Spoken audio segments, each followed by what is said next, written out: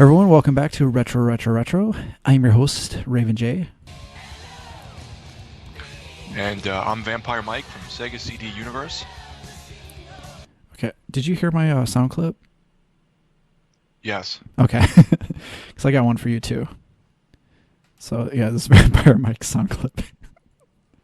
Oh, okay. I did it myself. I didn't hear the one you did for me. I just heard you, and then that was it. Then I chimed in. Should I not have chimed in? Oh no, you can anytime you want. I'm just shit. Why isn't this turning up?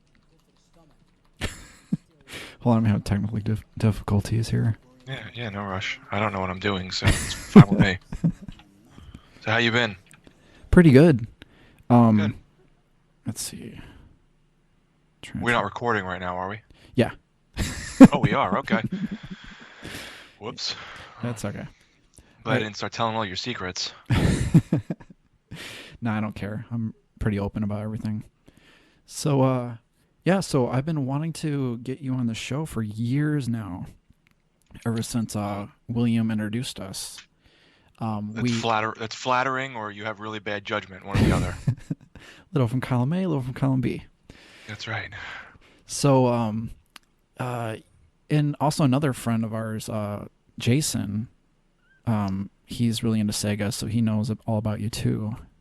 Jason Morris. Oh yeah, he's what's his name on YouTube? Something to do with Final Fantasy, right? Yeah, like some kind of fox, whatever they call a fox in Japan. Yes, you're right. Yep. I can never remember because I think it's gay. Oh, Kitsune. Yeah, Kitsune. TJ Kitsune. Yes. Don't ask how I know that. I'm whatever. So yeah, tell me about Sega CD Universe, because I watched a bunch of your videos. I remember one in particular was you were reviewing some Japanese wrestling game that had it wasn't Fire Pro, but it was it was some Japanese game where they had Sting in it, but it wasn't Sting. It was either it could have been, if it's not Fire Pro, then it was probably the 3DO had this this wrestling game that I downloaded a bootleg of, and I'm not a high tech guy. I mean, I am in a sense with certain things, but in terms of recording and capturing footage, I don't do that. So I just film the screen, and then people will all get bent out of shape. They're like, why are you filming the screen? And then they're like, oh, that's not Stan Hansen, that's Scott Norton. And I'm like, okay, I messed up. I can't tell with these little, but it's so Sega CD Universe is something I created back in, I think, '01. So I was probably 17. I'm 35 now, so it's been, what is that, 17 years or so. Holy shit, you're 35? Yeah. Damn, dude. I thought you were older than me. You're younger. You're about 5. I'm 40, so. Oh, okay. Oh, I don't look very young, I guess. Someone at work the other day asked if I was retiring soon. So I didn't mean it like that. I'm just, you look like a man, is what I'm saying. Well, I appreciate that. Thank you. So anyway, I made this website, and I would just upload text reviews, and I would interview Greg Johnson from Toe Jam and Earl, put up a text interview, and then I started doing pictures and screenshots and ads, and I just left them on the internet. Everyone was always like, I love your site, I've been looking at it since I was a kid, and I was like, really? I'm shocked it kind of became something, I guess, in a niche community. So long story short, I eventually made a YouTube channel and got behind the camera very reluctantly, and just kind of talk shit. You don't mind cursing, do you? Nope, not at all. Just kind of talk shit, video games, movies, just whatever I'm interested in. And that branched out, like I said, just from first Sega CD games, and then it went to everything that I enjoy. And people are like, well, why do you call yourself Sega CD Universe? And it was just some silly name I came up with as a kid or a teenager. And I just kept it, and everyone's like, I have a meme page on Facebook that has 23,000 followers, and I'm like, I wish the YouTube channel was this big, but so it just is what it is now. It doesn't really have a point of reference because I'm not really just talking about Sega CD any longer. So, yeah. But thank you for having me on your show. As you said, I've wanted to be on here for a few years, and I'm glad we finally got to link up. Yeah, I've let a lot of things go. I've been trying to get a bunch of people on, and I just forget, and like life gets in the way. I mean, you know all about that. So Yeah, I completely understand. so not just that, but we also have a mutual love of God Loves Underwater. Yes, I used to talk online here and there as a teen to David Riley, and then Yes. he passed away sadly. So, um, yeah, that was it's still one of my favorite bands. Yes. Um, yeah, like when I heard about that, when I heard like your story and like what you told me about how you talked to him and stuff, I was like, holy shit, dude. So did I. Like I talked to him like the night before he went into rehab the last time, and Oh wow, the night before he was gonna go to trial because of some like drug possession charge or something like that. And he was like, he was, I don't know, I don't know. I mean, he passed away, so I don't think he'd really care if I talked about this. But like he was showing me pictures of like the prison he would be going to if he got convicted, and I was like, man, wow, are you scared? He's like, no, not really. It's not that bad, because he was he was like showing me like it was kind of like a celebrity prison of some sort. really? Yeah, so it wasn't like a traditional prison. I don't know. It was really weird. I was just like, man, you're in good spirits for for something that might be totally life changing. He's like, I'll beat it. So I was like, okay, cool. Yeah, I don't know how long I hadn't talked to him in probably a couple of years before he passed, and I kept in touch here and there. We would talk a lot. Um, I was almost like, I was always kind of awestruck, so Mm-hmm. it was the starstruck whatnot. So it was an interesting thing. And then I remember he had put out a solo album and signed it, and I bought it, and he mailed me a copy and Nice. stuff like that. And then I always felt like I never got to like catch up with him again after that. After he, after I'd stopped talking to him, and it got more sporadic, and then he died. And this guy, Brian Payone, Yeah. he wrote that book, Dreams or Unfinished Thoughts, I think it was called. Yeah. And I think I got it for $1, and I read it while I was on a vacation or something on like a, what are those things called? Touchpad, and or whatever tablet.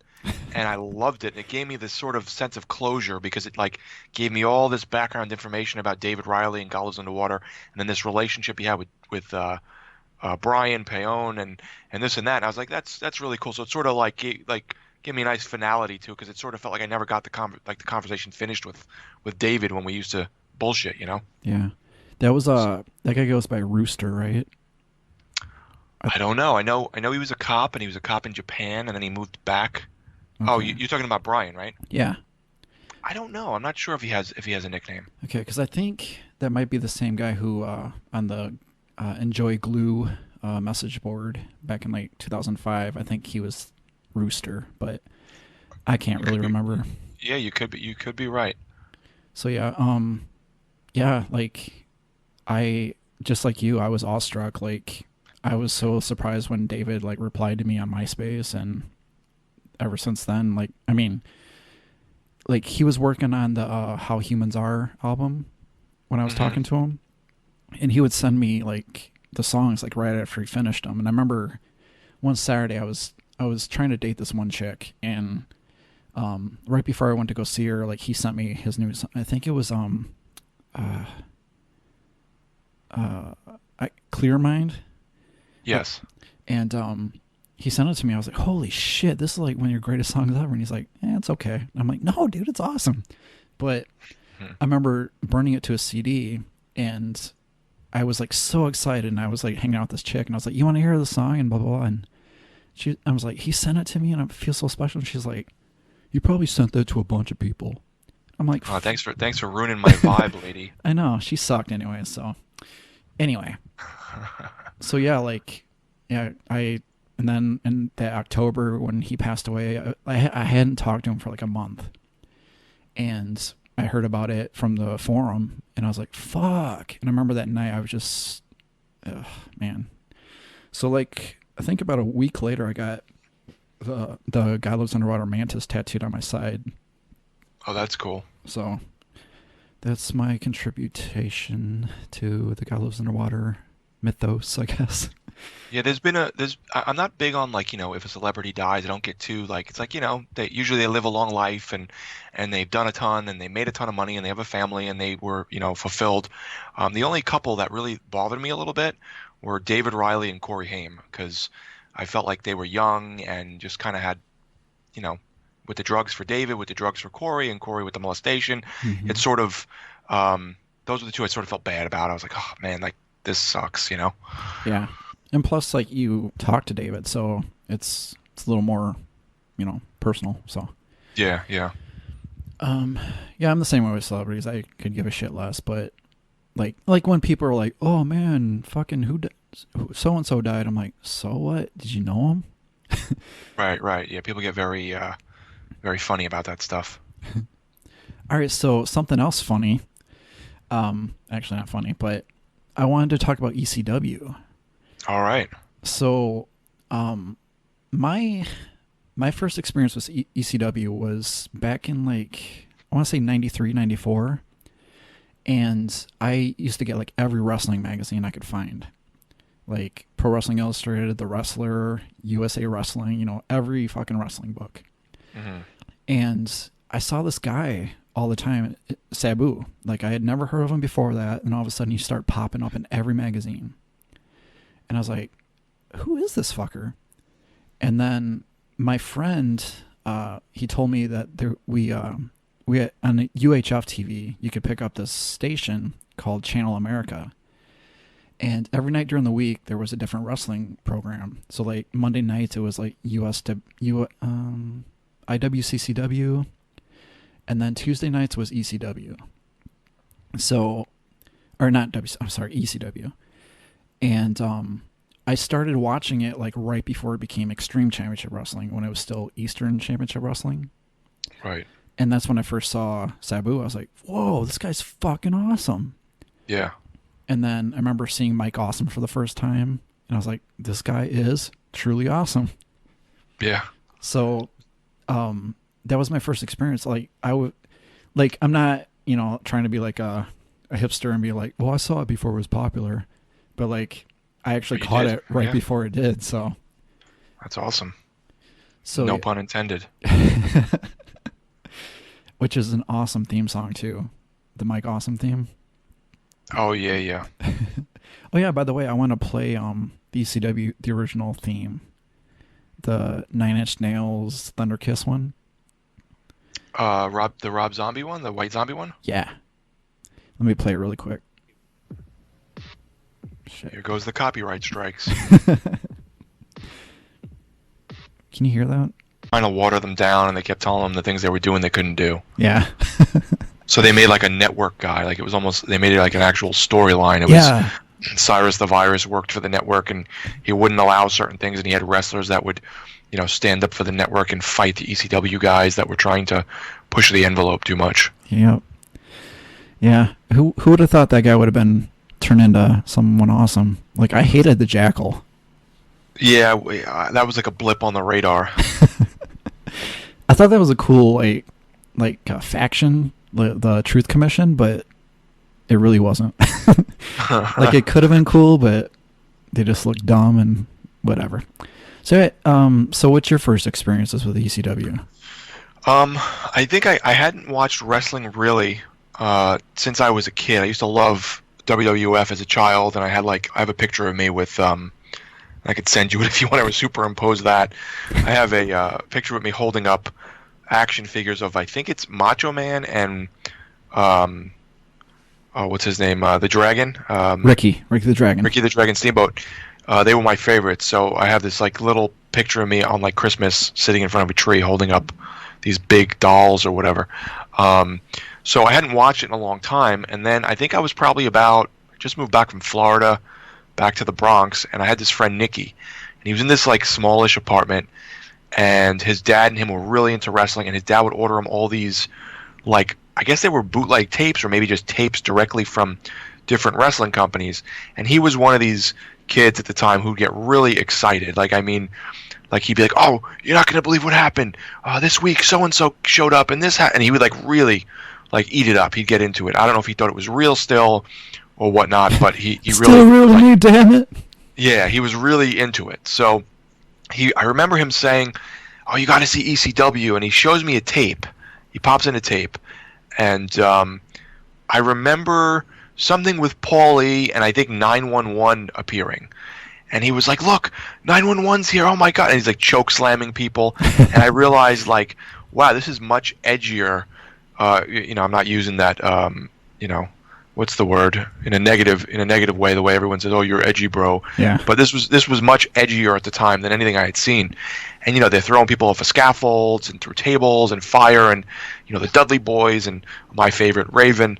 Again, no pun intended with your name. Yeah. And and I was like, wow, this is really cool. So then my dad, we had a VCR at the time. My dad would record it for me. It was on at some strange time, like 2 or 3 in the morning. And he would have it set to record even though the TV was off. And then him and I would watch it together. So it sort of has like, me and Nikki hanging out kind of memories, and then my dad recording it and watching it with me and him thinking it was cool. And then as I got older, every so often I'd pull something up on like Line or a download or something. I go, "Dad, check out this ECW match," and he'd like watch it with me and be like, "Oh, this is really good." And even now I'll throw something on like from New Japan or AEW. But those were my first ECW memories, and I've met quite a few of the guys. Actually, a local guy that my tattoo artist, who's one of my close friends, is friends with, is Amish Roadkill. Oh yeah. So I met him at a convention once, and it's definitely my favorite company. I think for the hardcore mixed with the technical style, and how they could they took Land of Misfit Toys wrestlers and made them into superstars. Like, these could have been the ugliest, fattest motherfuckers, and they made them work. And they whatever skill or strength they had, they honed in on it, and then they made them something, people liked them even if they weren't, Rick the Model Martel or something look-wise. Yeah, like what's his name? Shaw Hack Myers. Yes, I know the name. Yeah, I think he became something else later, but yeah, he was, whenever he hit someone, they'd say Shaw. Okay. He was not that great. Anyway, so yeah, that you mentioned watching with your dad. I tried to watch it with my dad because my dad fucking hated wrestling. Like, and that's another thing too, not to segue, but like when I was a teenager, like wrestling was like the nerdiest fucking thing you could do or watch. Like I was like I was the wrestling kid in school, and like I felt so shunned by everyone, because everyone was like, "It's so fake and stupid." I'm like, I know, but I love it. Right. And like, I remember trying to show my dad ECW because, like you said, it was edgier and it was more realistic in a way. I mean, when you look back at it now, it isn't, but at that time it was. Yeah, you didn't know. It was still like that point where, I don't know if what was that VHS tape that came out, Beyond the Mat? Was that it? Yeah. I think it might have been before that. So like, it still wasn't out that it was completely fake. I think, I don't remember. I think there was still that line of, is this fake? Is this real? How come this is like a little more crazy? Yeah, I mean, I was always in the know. I mean, I was a smart fan, but like, I don't know. Like, that's the kind of thing. Being a wrestling fan, you gotta kind of take that as the mentality of that. Like, it's a predetermined sport, obviously, but like, you still hope for someone to win, yada yada, and I don't know.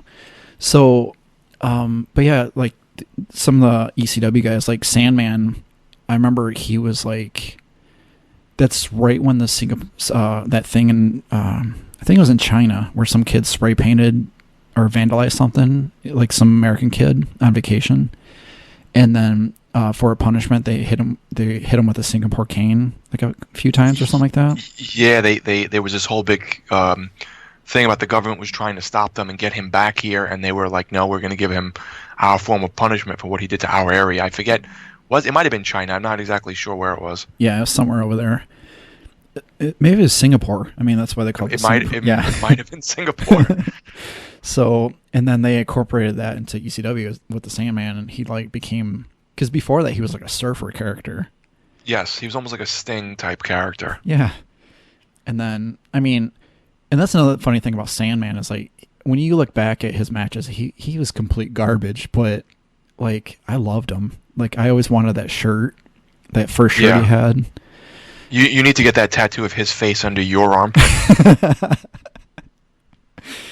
Yeah, I'll work on. He was never a technical wrestler. I mean, he would do like flips sometimes and take a bump pretty well, but he threw himself into it, I think, and he was sort of the guy's guy before I guess Steve Austin started coming to the ring with beer. Sandman pretty much did it, from what I remember. I think, right? He was before Steve Austin, wasn't he? Yes, because that's when Steve Austin got fired and came to ECW, and he still had long hair and he was like dissing Hogan and all that kind of shit, and that was like the very that was the birth of Stone Cold Steve Austin basically in ECW.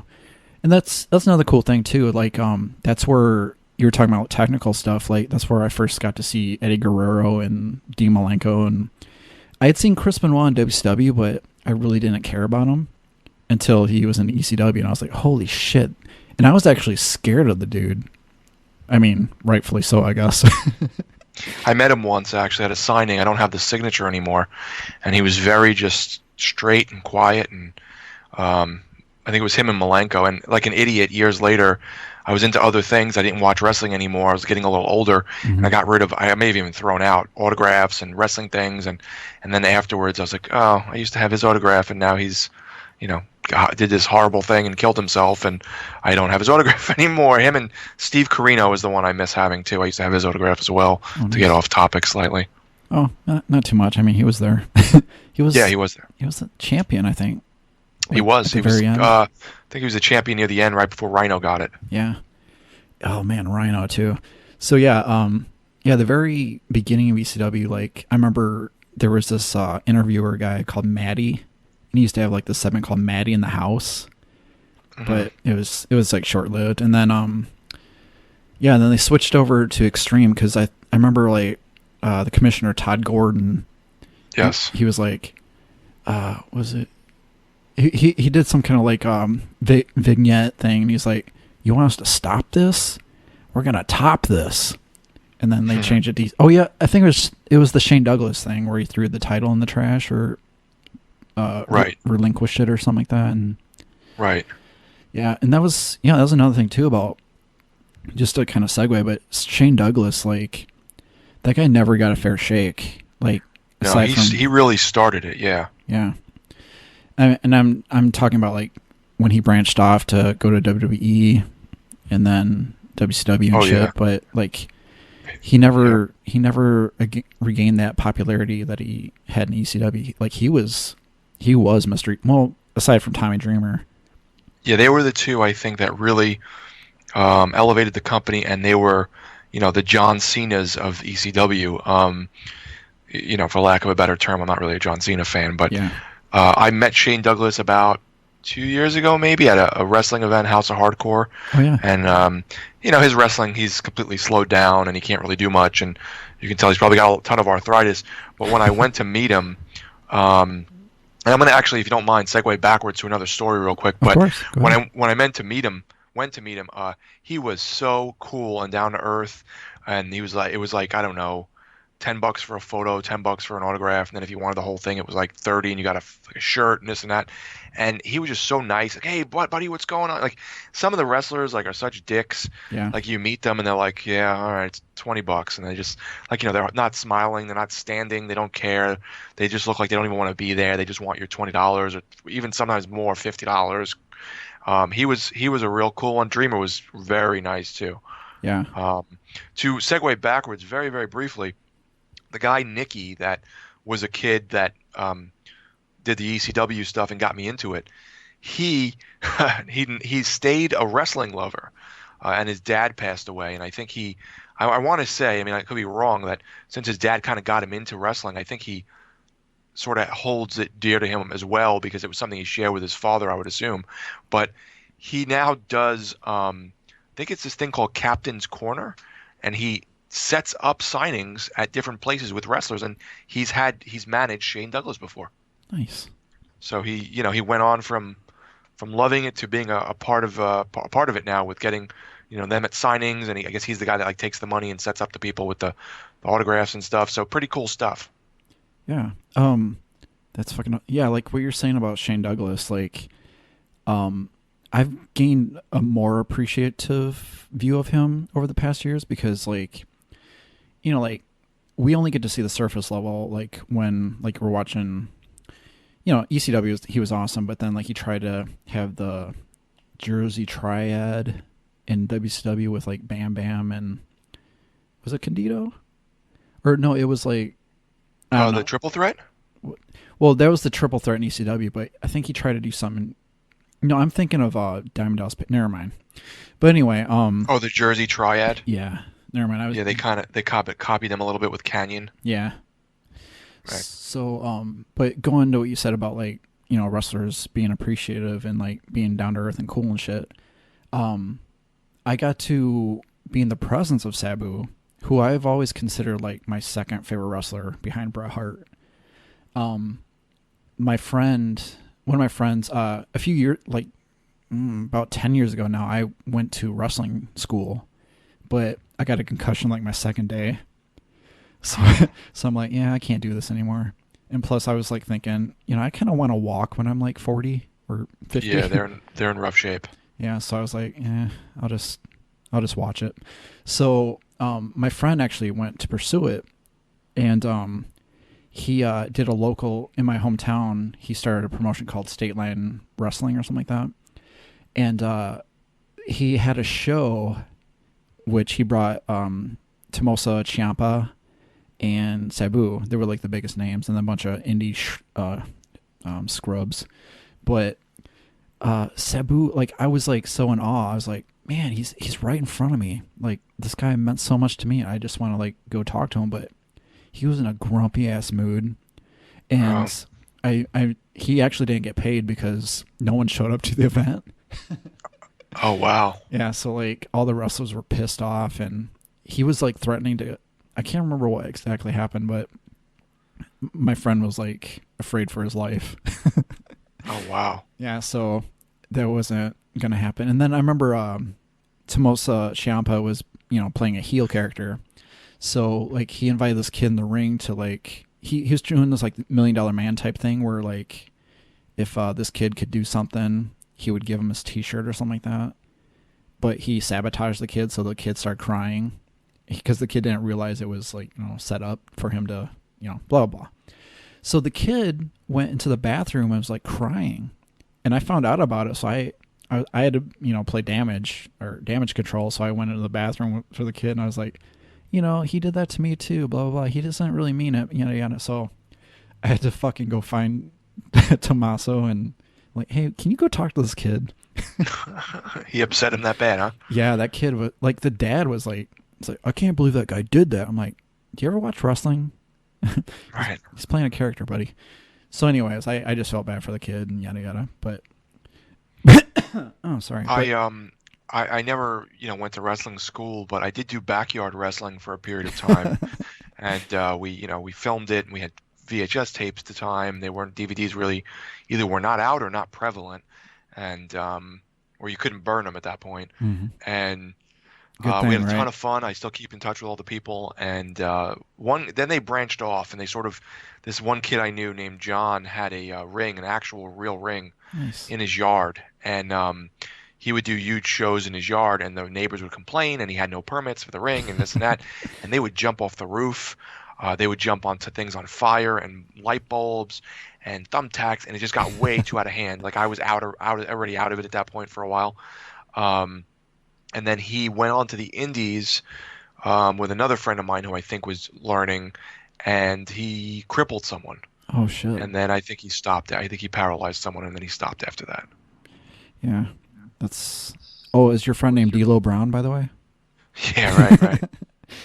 Oh, yeah, I want to segue really quick. You live in Amityville? No, I don't. I'm not that far from it, okay. But I used to live closer to it. Okay. With the Amityville Horror, yeah, I used to live pretty close to it. My friend has a tattoo shop down the block from the Amityville Horror House. Man.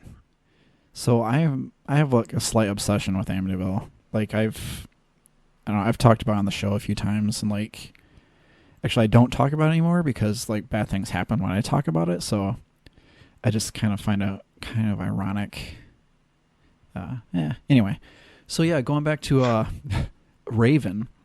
So when this motherfucker showed up, I was pissed because I was like, "That's fucking Scotty Flamingo or Johnny Polo." Right. And now he's using my fucking name.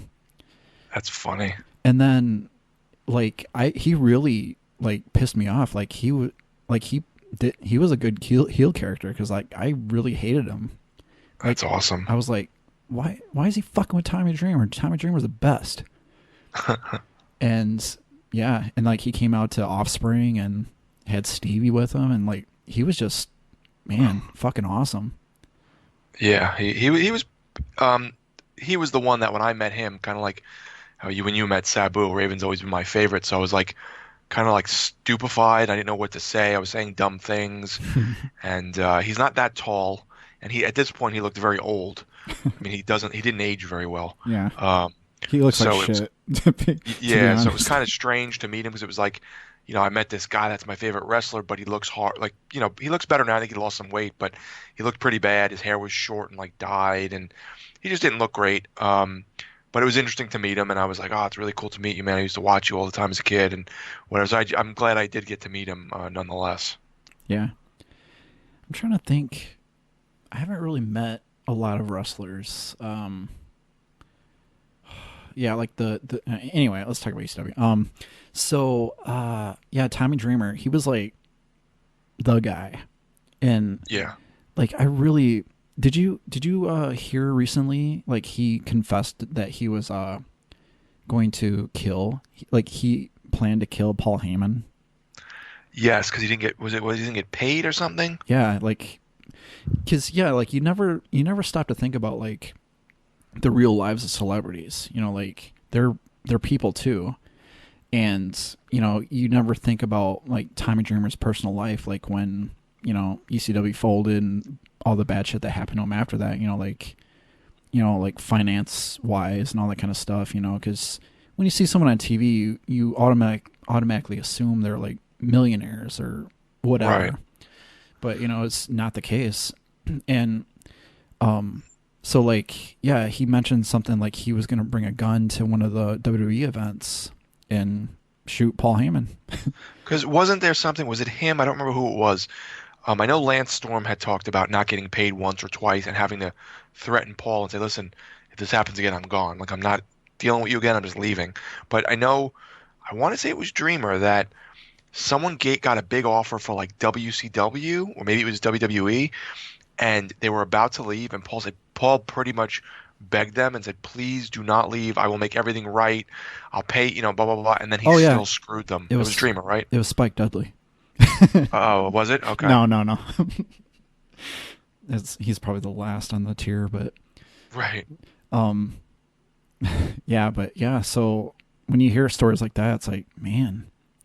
And, like I'm saying, Tommy Dreamer was fucking awesome. Like he was the ultimate like babyface underdog. Like especially with the Sandman feud, and then obviously the Raven feud, and like that Raven feud lasted forever. They said Raven said he never wanted, what was it? He never wanted Dreamer to win. Yeah. Or no, maybe Dreamer said he never wanted to win. Yeah. He wanted to last forever, and he never beat Raven. And then eventually they were like, we got to end this because we're not going to be really working together anymore, and the show's got to kind of... I don't even know if did he beat him in ECW? I don't even know what company he beat him in. Yeah, he beat him right before Raven left to WCW.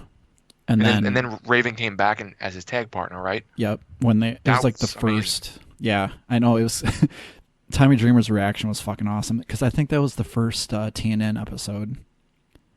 Oh, okay, yeah, because something happened. Dreamer was fighting challenged the Dudleys. Someone and went to win the belts or something. Yeah, he was fighting the Dudleys because the Dudleys came out and they were like dissing the crowd and dissing. Oh, it's right before they were leaving the WWF. Yes, so they were like, we're leaving, we're taking the belts with us. Yep. And Dreamer said, no, you're not. And then Raven ran out to like even flow someone and then win the belt, and he threw the belt at Dreamer. Yep. That was great. That was they don't do stuff like that anymore. That was top tier wrestling storytelling. Yeah. Like the look on Dreamer's face was fucking awesome. He's like, "Fuck, not Yeah. you." My cousin's husband runs into him all the time because he lives in this is probably not a very well kept secret. He lives in, I think it's either New Rochelle or Yonkers. Mm-hmm. So my cousin will go to the grocery store and be like, "Hey, guess who I just saw again?" And he'll take a picture with Tommy Dreamer for like the fifth time. I'm like that's pretty cool, you know. They're And holding he up. married Beulah, which was funny. Yeah, that was another cool thing too. Yeah. Man. So what else about ECW? Yeah. So Rob Van Dam. Yes. Man. So that guy just like came out of nowhere. Like I mean, actually no, I remember seeing him. Like I was telling you, when I'd watch the UHF wrestling things every night. I think Fridays. It was either Friday nights or like Saturday mornings. They would show Florida Championship Wrestling. Mm. And I remember my friend Craig. He was like huge. John Claude. Craig. Yeah, Craig's a piece of shit. So anyway. He was talking about Rob Van Dam, and he's like, he does this fucking cool special where he runs and does the splits and like does a moonsault. And I'm like, that's fucking gay, dude. But yeah, then I saw him. I'm like, he's not too bad. But then like he went away for a while. Like I can't remember. I guess he went to Japan or something because I didn't see him for a while. Same with Mike Awesome. I remember. Just segue really quick. I remember seeing Mike Awesome. Against JT Smith or whatever. The black guy? Yeah. Yeah. When he like did that plancha over the top rope and like pretty much broke that dude's back. I mean, he didn't, but it looked like he did. Oh, that was bad. Yeah. And then he was just a monster, and I was like, this guy is fucking on. Well, no pun intended. And then he went away, and I was like, where the fuck did he go? Because he was supposed to feud with Sabu. And then, he went away for a while, and I've come to find out he went to FMW, which, later I got tapes of that, and I was like, awesome. No pun intended again. But anyways, so then, what was I talking about before that? Oh, Van Dam. Same thing with him. Like, I had not seen that guy for a while, and I actually didn't get to see ECW for a while. And then all of a sudden, oh, sorry, I'm burping. In magazines, he started showing up again. I'm like, whoa, Van Dam's back. So, and then he just like took over ECW. Yeah, he was a great talent. I think if he, I don't think weed's the worst thing in the world. I'm not a pot smoker, but I think if he would have a little more straight laced, maybe curbed himself a little bit, I think he probably would have been bigger than he even was. Yeah, that's what sucks. Like, WWE tried to like hinder him, I guess, in a way, like, but he was still like mega popular. And I remember like the only kind of weird thing is like he, like when they release like the best of DVDs, like usually you get like a 3-disc set. I remember his was only like 2, and I was like, that's kind of shitty. I mean, I guess he hasn't really done a whole lot of cool shit in WWF because they don't really let him. But yeah, like watching those matches with him and Jerry Lynn. Or oh man, amazing. Yeah, like if you want to get anyone into ECW that never watched it, as much as I love Raven and Dreamer and Sabu, show them either an RVD Jerry Lynn match or a Mike Awesome Masato Tanaka match. Oh yes. And that's it. They'll be like, oh my god. I mean, those stiff elbows and actually I have a ECW segue again, if you don't mind. Do it. So I don't know on Facebook if you've noticed, but I know, and I'm not here dropping names or whatever, but I know Dances with Dudley. Did you remember him? Yeah, of course. So I know Al, Dances with Dudley, and it just so happened that when I was a teenager, I worked in a Carvel prior to working in GameStop, and he would come in with his family, and I don't remember why it came up. I don't know if he had a T-shirt on or maybe I had a shirt on, and he was like, oh, you watch ECW? I'm Dances with Dudley. And I was like, looking at him like, holy shit, he is. So, I mean, and I was aware of him, and I was aware of, like, the other guys, like Chubby Dudley, like the other guys, but I was always more aware of, the two brothers, Sign Guy Dudley, like the main people. Mm-hmm. So I met him then. I met him a few times. Then I met him again when I worked in GameStop. And then he now I don't know what he does for a living, but on the side he does magic. He's a magician. Oh, nice. So my brother has now hired him twice to do magic at my nieces and nephews' birthday parties. Nice. And we took pictures together, and he went to he's like, oh, I got photos. I'll bring you a signed photo. He writes on the photo to Mike, best wishes, but he didn't sign it. So I have this photo of him that's not signed. So I told him, he's like, oh, did you bring it with you? I'll sign it this time. I'm like, no, I didn't bring it. But long story short, I had a conversation with him, and this is probably like a little, I guess, wrestling insider knowledge, because he'll really get deep into it with me and start telling me cool stories. He was like, yeah, I was teamed up with Bubba Ray, and I was supposed to be the tag team that was, like headlining the ECW cards with Bubba. But then I went to Japan, lost my spot, and Devon came in. And Devon took my spot, and then they blew up. He's like, but if I would have waited, he goes, I would have been with Bubba, and I would have been the one that was, this very famous thing. But I went to Japan, I met a bunch of cool people, learned a lot, blah, blah, blah. But it changed for me at that point. So that was interesting because his life would have been totally different had he been the one on the Dudley Boys with Bubba Ray. I think they changed his name from Dances with Dudley to Chief Dudley because they said Dances with Dudley was, I guess, discrimination or whatever. But he's actually not Native American. He's some kind of Hispanic. I'm not sure which. I forget what he said he was. But he looks, like he could be. Yeah. He also told me, and hopefully he's not listening, not Dalpo, but New Jack. He hates New Jack. So he got into some kind of altercation with him. I don't know if it was in the ring, I forget. And afterwards, New Jack blindsided him and hit him over the head, and he has a steel plate in his head from it. And New Jack's just supposedly like a huge piece of shit. Yeah, you can kind of tell. Yeah, you can tell. Like, I don't know how that guy even got a fucking career, because, like, I've never really liked, like, I did like the Gangstas, like, especially when they were in Smoky Mountain, because it was kind of a new thing, and I'm like, this is kind of cool. They're getting this race gimmick thing going. And then when they came to ECW, I was just like, it's a little too much. And then he became like this big fixture in ECW. I'm like, I hated all those matches. Like, it would play, what was the song? Natural Born Killers. Natural Born Killers. And he would just hit people with stuff. And I'm like, this isn't wrestling. I mean, this is just bullshit. And he's so over. And then he jumps off of shit. And like, who gives a fuck? Yeah. Yeah, I know what you're saying. It, it was very, very one-dimensional, and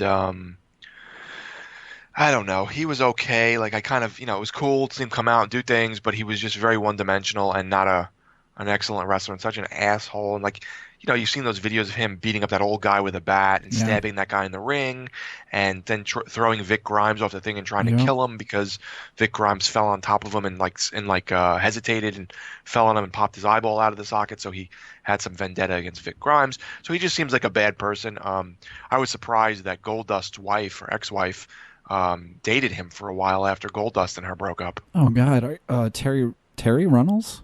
Yeah. She's like a mess supposedly. Yep. Oh my God. Yep. Oh, speaking of, oh my God, Joey Styles.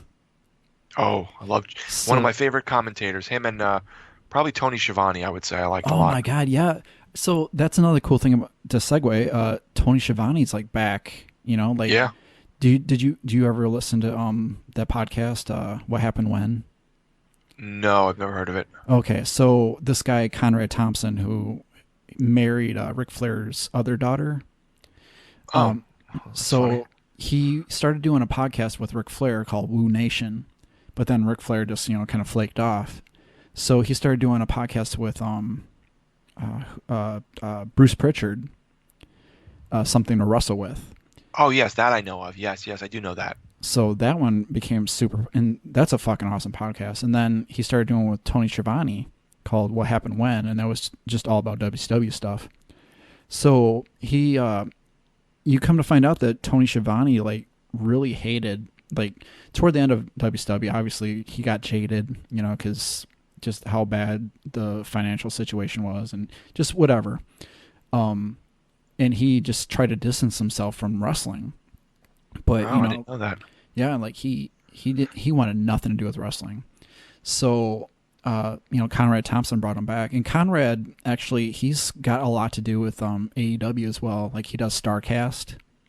Oh, okay. So Yeah, Conrad's fucking awesome. So yeah, so you brought Shivani back, and now Shivani's doing the command center things for AEW. Yes, I think I can't wait to hear him and Jim Ross together. Oh yeah. So all right, so yeah, going back to that, I always had like this dream commentary team. Like there's always been, great commentators, like Gorilla Monsoon, Jesse Ventura, you know, all people love Jim Ross, I love Jim Ross now. I didn't really like him during the Attitude Era. I'll get to that in a second, but my dream team was always, or would have always been, Joey Styles and Mike Tenay. I liked Mike Tenay a lot. I would say I like Shivani better. I would have probably said Joey Styles and Shivani, but I liked them all. I think they were all good. There's only a few commentators here and there I really can't get into, and Michael Cole. Yeah, I never got into Michael Cole. AEW has a couple really bad guys now that I'm hoping they phase out. I wasn't a big WWF guy, honestly. There's sometimes people will mention wrestlers, and I'm like, I know the name, but it's not really ringing a bell. Oh, really? Oh, okay. Yeah. I was more of a WCW, ECW guy. More recently, New Japan, MLW, AEW. Yeah. Never really liked WWF that much. Interesting. Yeah. So, yeah, going back to that, like the Attitude Era, I fucking hated the Attitude Era. Because, really? Yes, because it was just what's blatant ripoff? Yeah, of ECW. And, like, that's when, like, people start, because, like I was saying earlier, when I was a teenager, I was totally into wrestling, and I got made fun of it for it. But then as soon as Steve Austin came around, Austin 316, people were like, yeah. I'm like, fuck you. Where were you guys like 2 years ago when I was like, right, like in Stunning Steve Austin? Right. Yeah, so like I hated the Attitude Era, and that, that's when wrestling got big, and I was like, everyone was like, oh, have you seen this? I'm like, yeah, motherfucker, I did see it. I've known about that guy for years. So here's a really important question that's wrestling related, but not ECW. It could be ECW related. Who, let's say top 3 or 2 or whatever, who is your favorite looking female wrestler, manager, someone in the business? Who do you think is like, wow, she's attractive? Because I have one that people make fun of me about. Man, and if you want me to start so you can gather your thoughts, I understand because I put you on the spot. Well, you can go ahead. Let me think for a second. So I don't know why. I like her more when she was younger and didn't have all the surgeries, the boob surgery, the face surgery. I'm more of a natural looking kind of woman guy. Mm-hmm. But there's something about Charlotte Flair, and I don't know why. My wife makes fun of me. She's like, look at her. She's straight like a board. Look at her. She's got the body of a man, and she looks muscular, and she's right. But there's something about her I just find attractive. I think it's because I like a good smile, and she has huge teeth. I think that might be it. But when she was younger, before she had all the surgeries, and she looked just like a normal girl next door, I think she was much prettier. The other one, who I've seen wrestle now and I think is attractive, because I like my women with a little meat on them, is Jordan Grace, Thick Mama Pump. Have you seen her? No. Where's she wrestle? What was that? Where does she wrestle? She does indies, and I think she might be. She's in Impact. Okay. And she I think did a show recently with Petey Williams, who used to do the Scott Steiner gimmick. Yeah.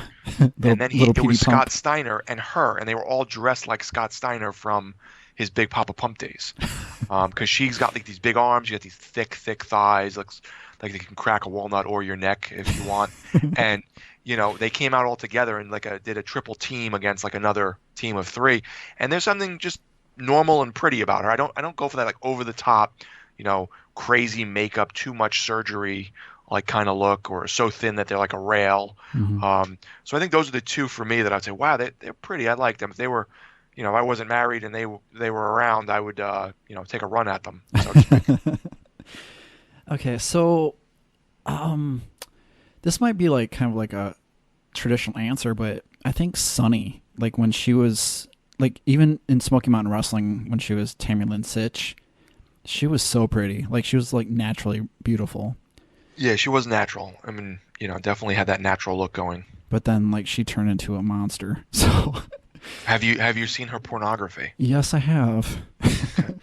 All right. It's something else. All right. And then I've always Like I wish I could find like better footage and all that stuff, or like I wish she was still around or whatever. But Kimono Wanalea, like Oh yeah, yeah, yeah, yeah. She danced on top of the ECW arena naked or whatever. yeah, like Yep.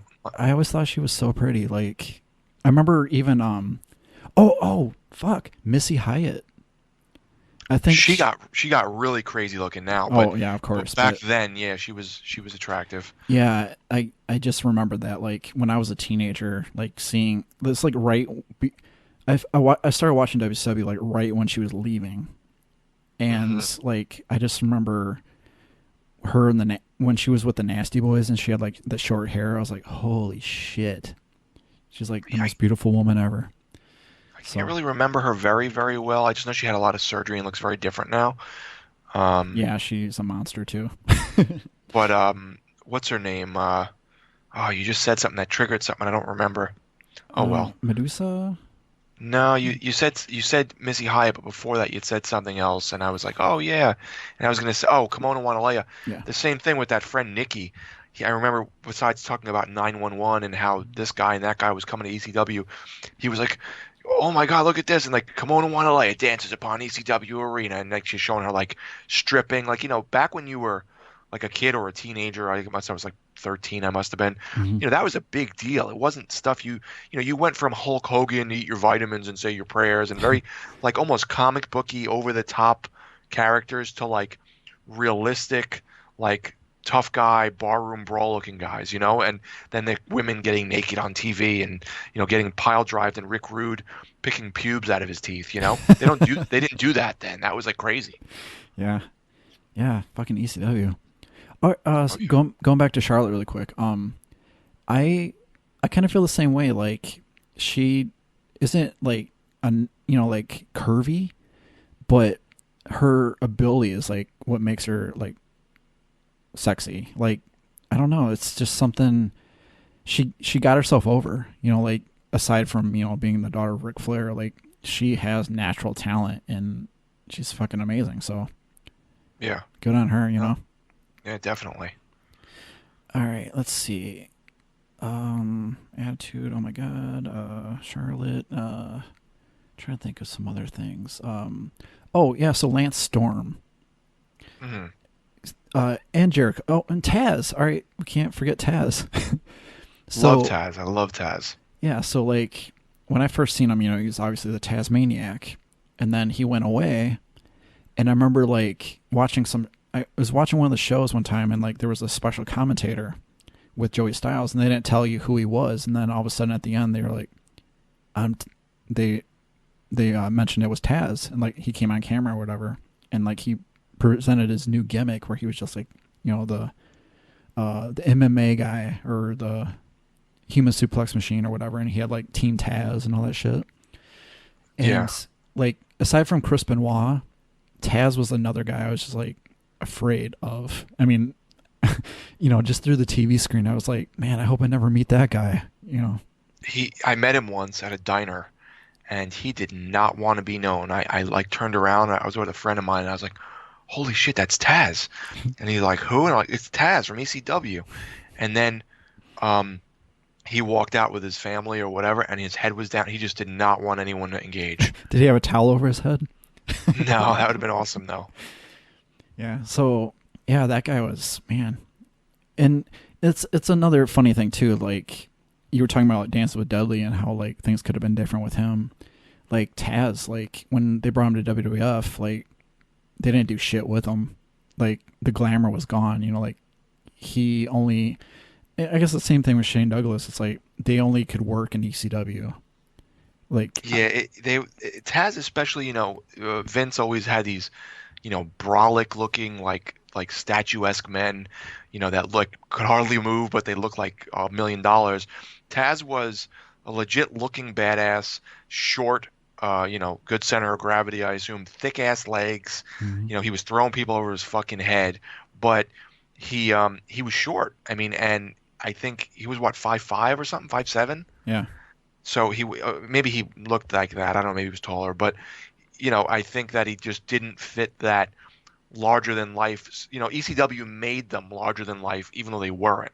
Hmm. WWF, you're surrounded by giants, and you have this little guy who looks almost like a midget compared to everyone else. You know, what are you going to do? So they tried to bring him out, and then I remember like Kurt Angle and him had to do a little thing, and then that was really it. Yeah, like that could have been so much more. Yeah. Anyway, so and then like Jericho. Oh, and the Pit Bulls. They were awesome. The Blue Oh man, Meanie. they were.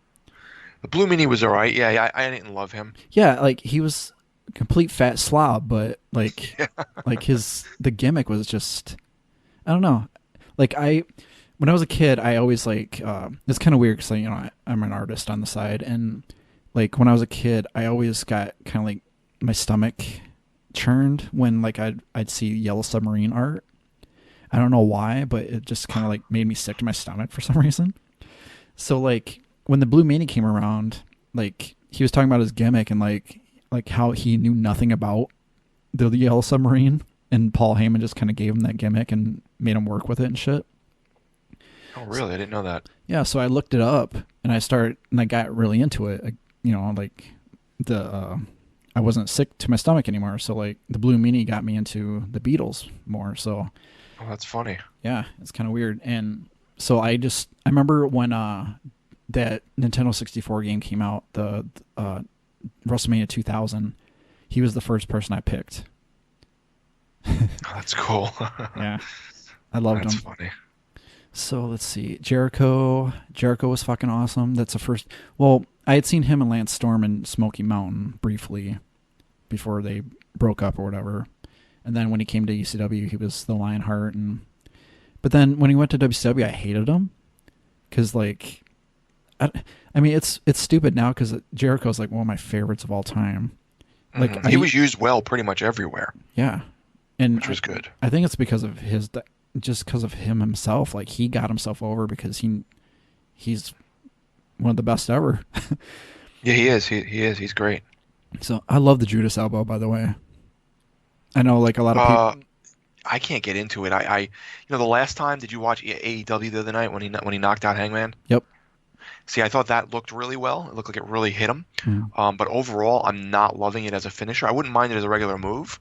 I'm not loving it as a finishing move. I think I don't know. I think he just, you know, you have to pull it back a little bit. You can't really full force blast someone in the face with your elbows. So it's like just a little silly looking to me. But I don't know. Maybe it'll grow on me.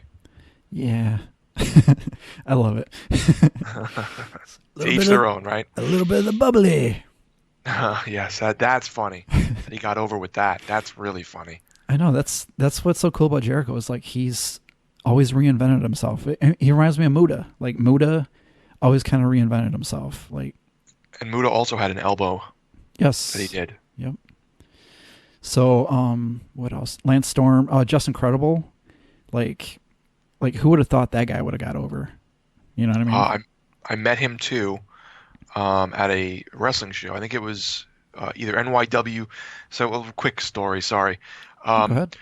I go to a wrestling show out east in Long Island.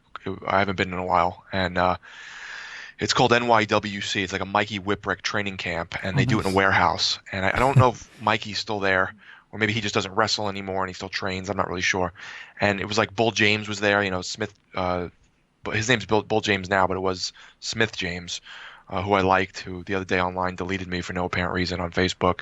So, because I told him I liked his persona and I thought he was really interesting, and I'm sorry WWE didn't work out, but you know I hope to see you, like I think you're great, and blah blah blah. So he deletes me. I'm like, okay, screw you. So we're at a show, and you know they'd always have like surprise wrestlers show up, but it would be like an old ECW guy, or an old WWF guy, or whatever. And out of nowhere, I'm with my two friends, Brian and Timmy, and out of nowhere, Just Incredible comes out. We're like, no way. Like, holy shit. Because, like, we love DCW. So, like, oh, my God. He comes out and he starts smacking. I think it was, like, I don't know if it was Papadon or if it was Tony Nese. Tony Nese was there at the time. And he's beating the shit out of someone. And it was just great. It was so, like, off guard. And then he, during the intermissions, signs autographs. And I walked up to him and chatted with him for a moment, and I had found out through the grapevine online that he had his house robbed. I don't know if you knew this. Like, someone tied up him and his family and robbed his whole house. Yep, I heard about that. So I walked up to him and I said, I'm so sorry to hear that happen to you, but I'm grateful that everyone's okay.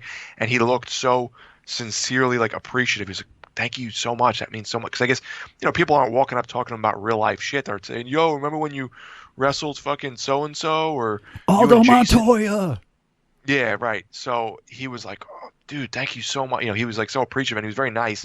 And then I just kept seeing him after that, on the wagon, off the wagon. I just always felt bad because it was like he seemed like a very nice guy, and he just had his own share of issues. But I'm a Just Incredible fan.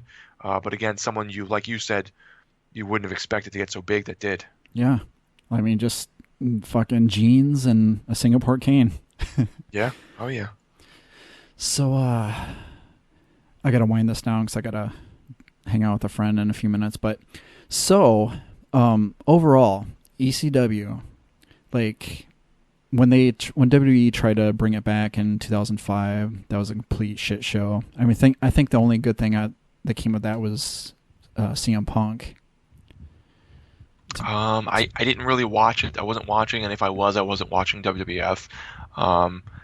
I don't know. I've seen clips of it. There was one pay-per-view they did I have on DVD that's very good. It mixes a lot of ECW guys in, but the rest of it was just really disappointing. Yeah, the original, the one night stand.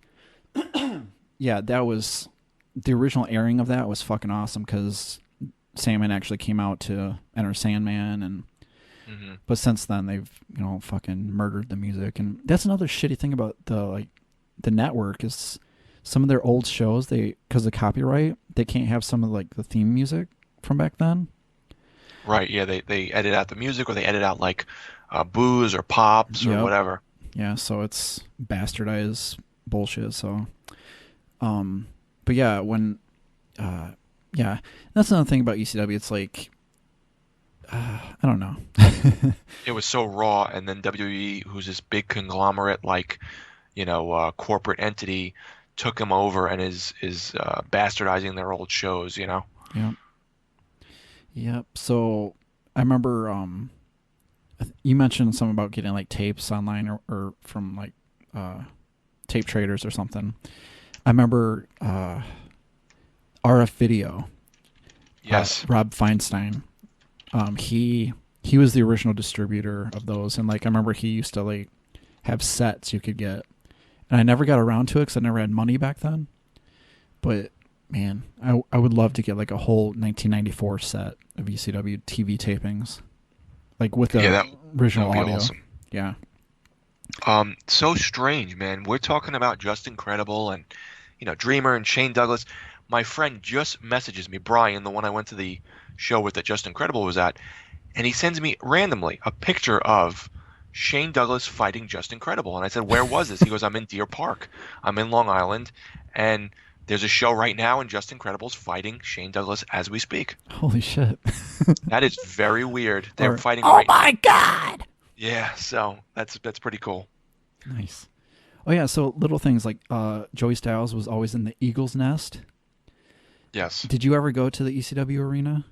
I did not. No, wasn't that close. Man, me and my friend, we were always we're going to save our money and go next year, blah, blah, blah. But, then by then, ECW had been defunct and all that shit. Oh, and Speaking of, Terry Funk. Yes, he's one that I never liked. But as I got older, I guess because I have the same aches and pains he probably does, I've appreciated him so much more, and when I watch him now, I'm like, oh man, he's cool. My friend gave me a shirt, and I wear it once in a while. It says Funk University or whatever, and he grew on me over the years. He was one that I was like, what the hell's this old man doing? Ric Flair, I can't really stand. So when I watch him wrestle, I'm like, oh god. But Terry Funk, I'm like, wow, what was I was missing out here? He really was awesome, and he transcended. All different companies and styles. And I mean, he was really, he's the grandfather of just all kinds of really cool wrestling. Yeah. Those matches, those barbed wire matches with Sabu were just insane. Oh, yeah. So, yeah, it's crazy. And then, and Cactus Jack. I never liked Cactus Jack until he came to the ECW. I hated him in WCW because he was just this, weird hillbilly character. Yeah, ECW knew what to play to and how to turn, shit into gold. Yep. That's what Heyman said on that ECW documentary that WWE produced, but it's like he accentuated the negatives or some of that nature. I'm like, oh. Yep. So yeah, did a good job, Paul, except for not paying people. Yeah, right. Well, make you look great, but we're just not going to give you money for it. So, but I know you said you have to go meet up with a friend, so I'll let you go. All right. Thanks for being on the show, man. Thank you for having me. It's a long time coming, and I appreciate you putting me on. Yeah, we'll do it again sometime. We'll think of something else.